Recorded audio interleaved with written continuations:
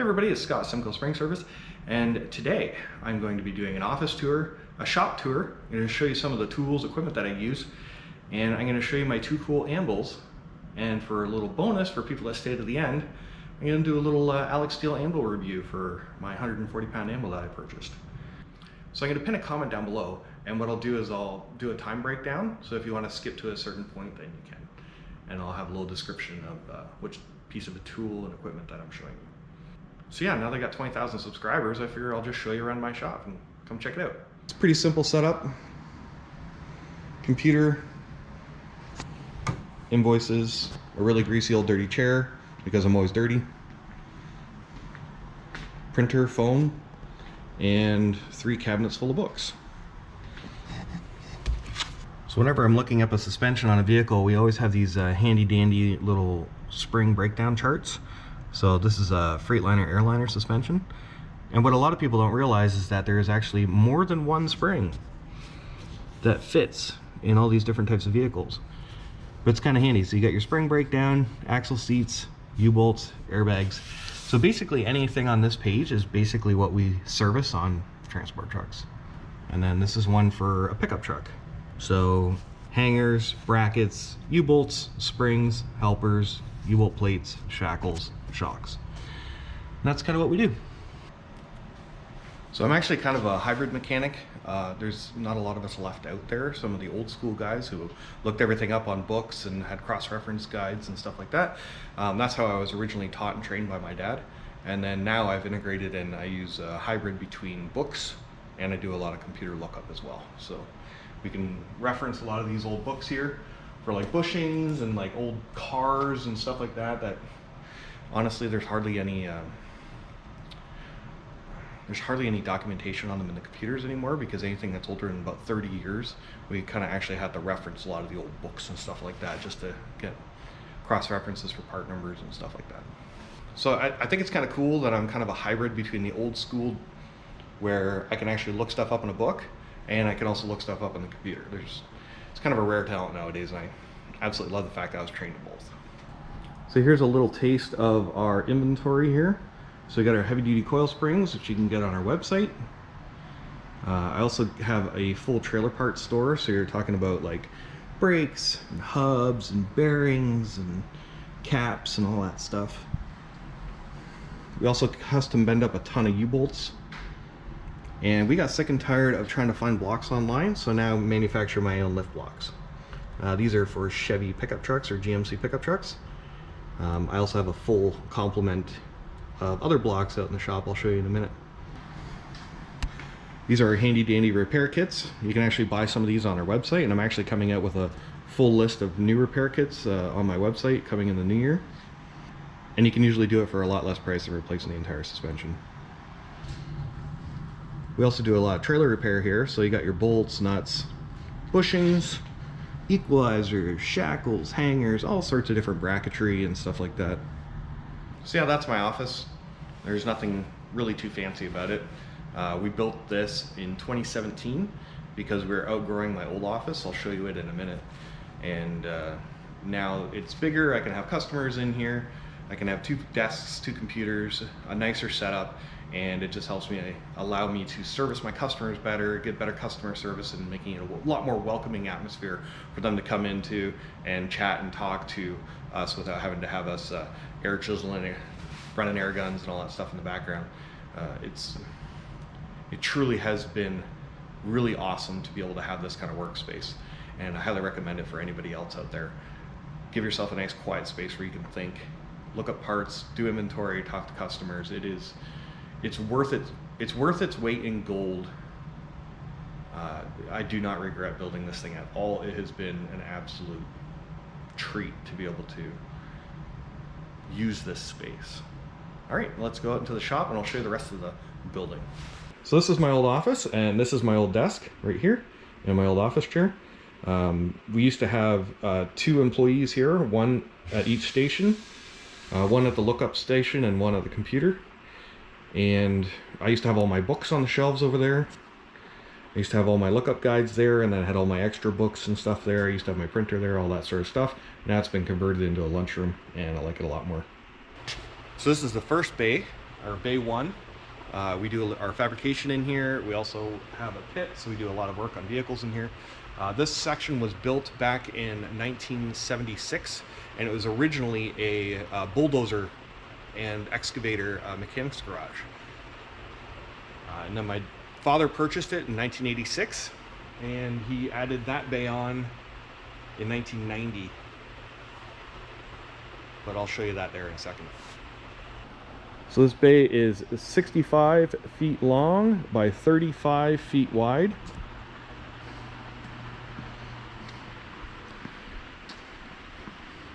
The pit's about 23 feet long and about 4 feet deep.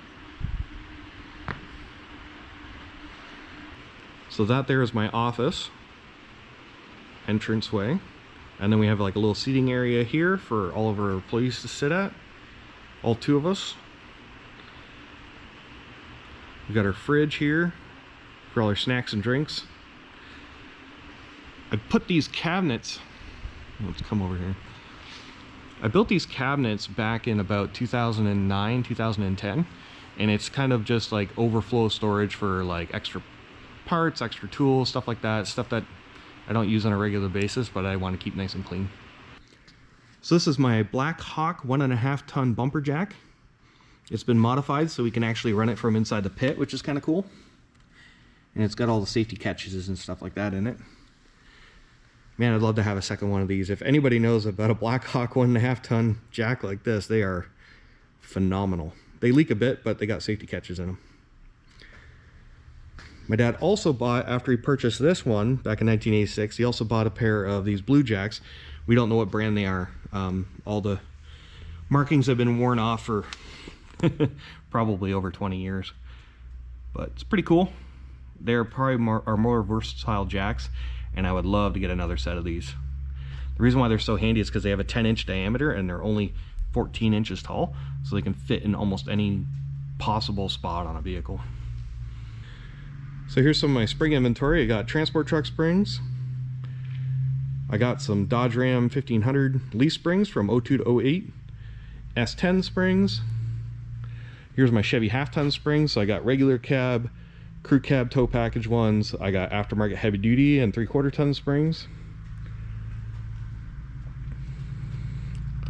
I also got some F-150 springs, F-250 and F-350 springs. So here's my Katowski eye bending machine. We use it for rolling eyes on springs, and this is probably one of the most popular, most watched piece of equipment that I have in here.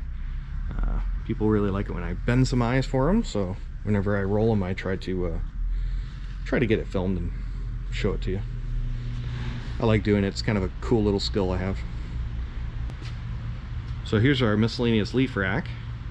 So we actually can fabricate leaves from blank material, and we have just about every shape and size that we can purchase. And then we have extra ready to go clip leaves for Chevy pickup trucks. I got Ford F-150s. I got some more Ford F-150s. I got metric leaves for all the Nissans and Toyotas and stuff like that. Yeah, full complement of leaves. Can make just about anything with this rack.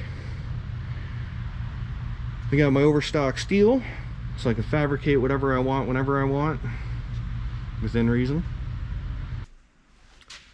So this here is our Vic Rock 100 ton hydraulic press. I don't know what else to say. It's kind of like the backbone of our entire operation.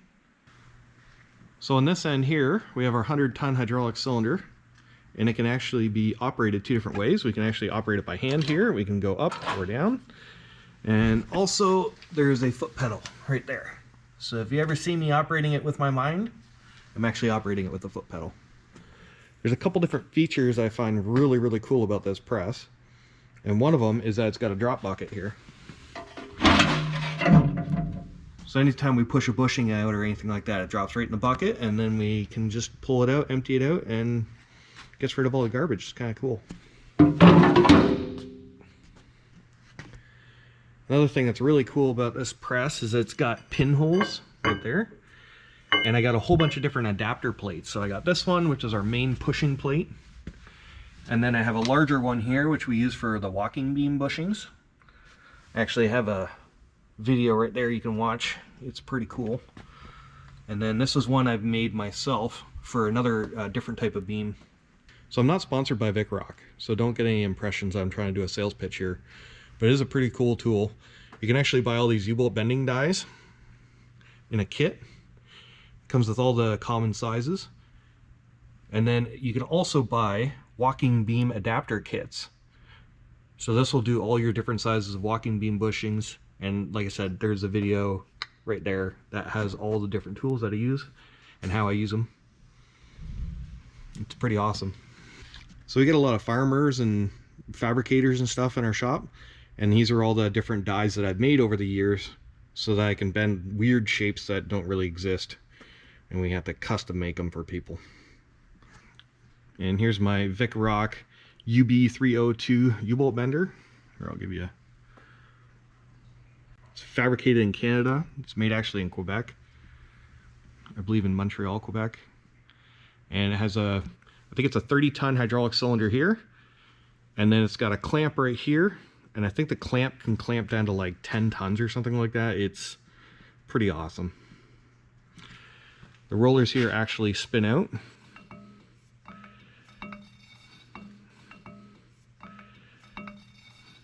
You can actually adjust the size of the diameter you want to roll, and all you have to do is just swap out your dies. You just slide onto this little piece here. So this is our spring disassembly bench, or assembly bench, or whatever you want to call it. It's also made by Vicrock. It's also operated by foot pedal, and it has a 25-ton hydraulic clamp here. And it is spectacular. It just makes my job so easy. So a lot of people ask what kind of torches I use, and it's actually oxypropane. The reason why I use propane is because I can just get these little bottles for like 30 bucks each. I can get them filled for like 25 bucks, and the gas station we fill them up at is about 1 mile away. So there's literally nothing more convenient than that. This is my King Canada milling / drilling machine. This one's from 1992. And this one over here I just bought about 2019. They're both the same brand and make and model. It's just one's like almost 30 years newer than the other one. Also not sponsored by King Canada, but if you're ever looking for a decent milling drilling machine for a reasonable price, these are a good option for daily use, but not for like commercial or industrial use. Got a couple of Wilton bench grinders here. I like them on the stands, and I actually use this one for fine cutting, so that's for sharpening drill bits. I got one here for just kind of like medium grit for medium jobs. I don't know. Light stuff, but nothing crazy. We got my older one from 1989, and it's got a really rough one here for like grinding ends of spring leaves and just really rough stuff, and I got a buffer wheel on that end. It's pretty handy to have 4 different options. Got an old Makita 16-inch chop saw that I use for cutting all my spring steel. You'll see it in like every other video. This is my King Industrial 6x48-inch belt, and it's got a 12-inch disc sander. It came with a built-in dust collector. But yeah, this is super, super handy. And you can also flip it back like so. And you can take this arm off if you want to grind flat surfaces on it. It's pretty darn cool. I bought it for grinding down axle seats, and I'm amazed with how much I use this now. I use it almost every day. It's pretty cool. So this is my welding and fabrication area. I have a 1986 Millermatic 250. So I run Argo Shield gas and 0.35 wire, and I use it for tons and tons of fabrication. So I built this new workbench back in about 2017, and it has been one of the best things that I've ever built. So I actually had the table bent at a local shop, and he put like a 4-inch flange on this end and a 6-inch flange on that end. And man, did it make this table stiff and strong. So if you can't purchase a thick table, have them bend a little lip on the end on both sides, and it'll make this table 10 times stiffer and stronger. Top tip for you. And this table's 8 feet long and about 3 feet wide. So this is our second bay here, and it was made and built in about 1990. My dad put this addition on when he was outgrowing just a single bay that we had. It is 60 foot by 30 foot. And the doors here are 16 by 16, so we can fit any kind of vehicle in there. So this is my U-bolt rack. We usually have about 800 to 1,000 U-bolts in stock, give or take. We can bend about 10,000 different shapes and sizes, just to give you a sample. These are all some miscellaneous ones that we bent up over the years for people as samples, or misbends, or you know, you made it too long or too short. Kind of give you an idea of what we all get into here. Just a tiny little taste. So here's all my shelving where I keep any kind of large or miscellaneous inventory items. We keep about 50-60 trailer springs in stock. I'm actually a little low right now because they're getting hard to get. Get into spring hangers. These are the U-bolt plates from my one video. It's the upgraded version of them. You've probably all seen that video by now. I get into a ton of custom fabrication. So here's some lift block blanks. Got some lift blocks for Dodge. Also lift block blanks for pickups, transport trucks, stuff like that. We never know what we're going to get into. Shim kits. I also have a huge variety of used blocks, and I also stock about 100 different blocks for pickups, Chevys, Fords, Dodge, whatever people are looking for. I was having a really hard time a couple of years back. We would order lift blocks for people. We get them in, we go to install them, and the guy's like, oh, can we go another inch higher? So after that happened like 6 times in 1 year, I'm like, you know what, I'm just gonna make a whole bunch of different blocks. Then I always have them in stock and I never have to worry about returning them to other companies, stuff like that. So I made a couple hundred blocks that year and I've never regretted it. This is kind of a boring shelf, torque rods, Hendrickson parts, stuff like that. We get into all sorts of weird things.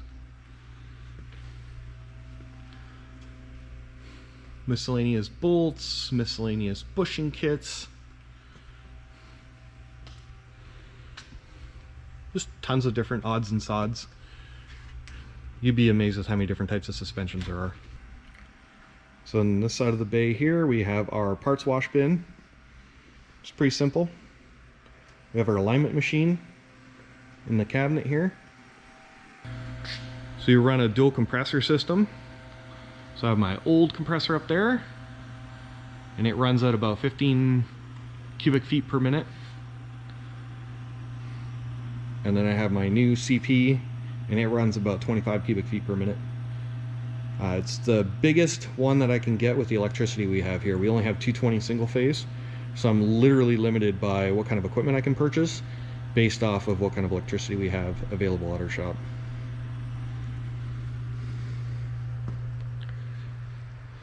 Oh yeah, and I also have another press. It's a precision power tool, 50-ton press. We use it for really weird stuff. We never know what we're getting into. We do so many different beams and odds and sods that it just gets us out of a bind. Most shops would normally just run one single press like this, either 75 or 100 ton. But we like to have a couple different options. So I made 2 of these toolboxes here, one in each bay. And they're specifically designed so we can have access to them as low as possible on the edge of the pit.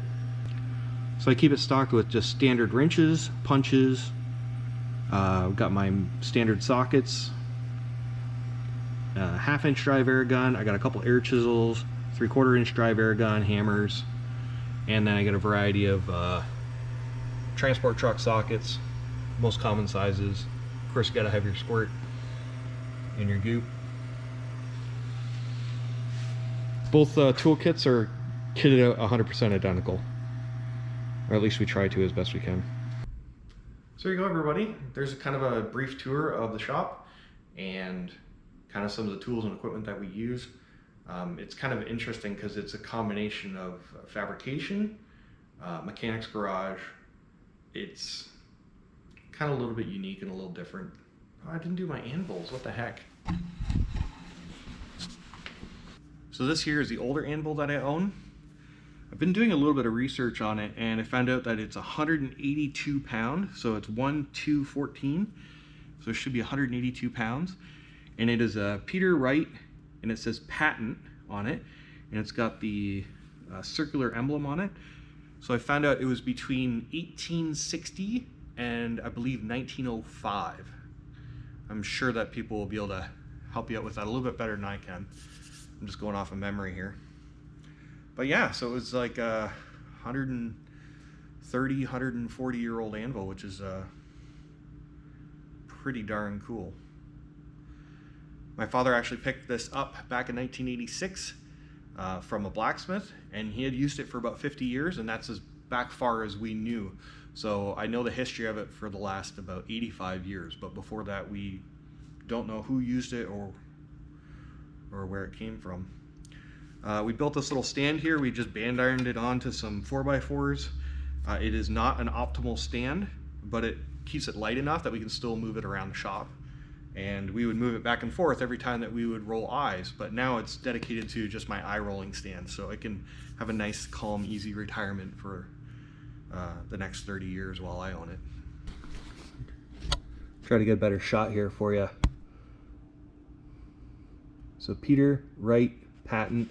It's got that little circular crest on there, and then it says 1, 2, and 14. So if you know a little bit better in the history of this anvil than I do, please put it down in the comments below. So one of the other cool features about this stand is I put a little hammer holder here.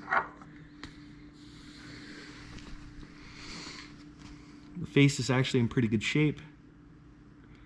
The horn's in pretty good shape. I mean, for a 130-year-old anvil used in a shop for 35 years with no discretion, it's remarkably in good condition. The only major issue that we have with it is it does have a belly in the middle here. And that's from us riveting on it for 35 years. So this is an anvil that's probably a little bit more well known. It's an Alec Steele 140-pound anvil. I pre-ordered it right when it first was available for purchase. I received it 6 months later, just like they said that they were going to. I was pretty happy about that. It was almost 6 months right to the day. And yeah, we've been using it a lot. This is my daily use anvil. So we end up doing a ton of cold riveting on the anvil, which is probably the worst thing you can do for an anvil.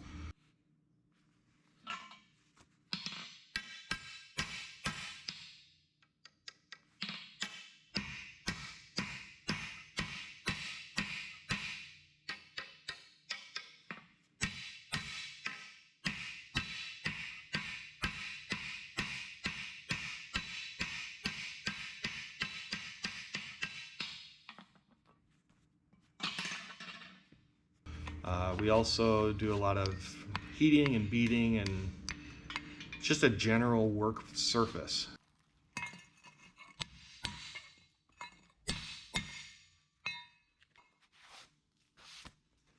We don't do a ton of blacksmithing. It's more just like, I need to get this out, or I need to hit something really hard, or,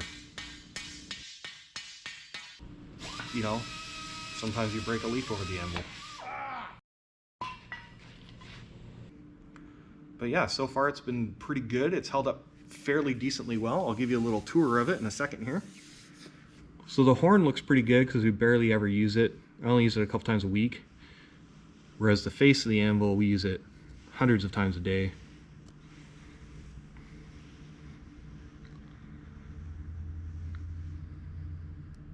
So what I'll do is I'll give this a little buff, and I'll show you exactly how much surface damage is on here, because these are all just impact strikes.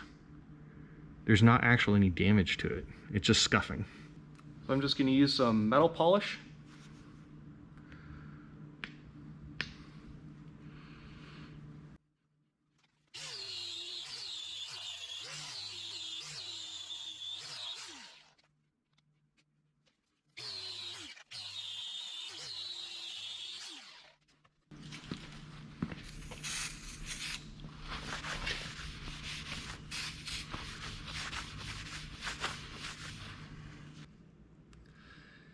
So there you go.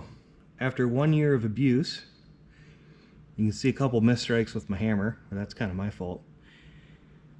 But yeah, if it wasn't for missed hammer strikes, there probably wouldn't hardly even be a scratch on this thing. That's impressive. And I make it all dirty with my gloves. So yeah, this handle has held up extremely well. I've been very impressed with how it's held up and the quality and the craftsmanship, and it came exactly how he said it would. Everything was absolutely quality. I also bought the stand, which I highly recommend if you are working on concrete. The amount of energy transfer from the anvil into the concrete is unbelievable if you have a good stand, especially if you can bolt it down. It was actually one of the selling features of the anvil for me. Being able to secure it down like this it's unparalleled, it's unmatched. Especially if you look at my other anvil, how it's only just band iron down to some 4x4s. The amount of work that I can get done with this anvil, even though it's like 43 pounds lighter, it performs just as good, if not better, than the heavier anvil. Get a good stand, weld a couple brackets on for hammers, put a footrest on there, and you'll have an amazing anvil for the rest of your life. So there you go, guys. That's my shop tour. Some of my favorite equipment, tools, and stuff like that. If there's any other questions, put them down below. If you have any suggestions for tools and equipment, put them down below too. Anything that you guys can suggest is a good idea, I might implement it into my shop. I already got a couple of really good suggestions from everybody, so I've been really appreciative of it. So that's it, everybody. I'll catch you next time, and I got some pretty cool stuff planned for 2022, so stay tuned. Take care. Bye.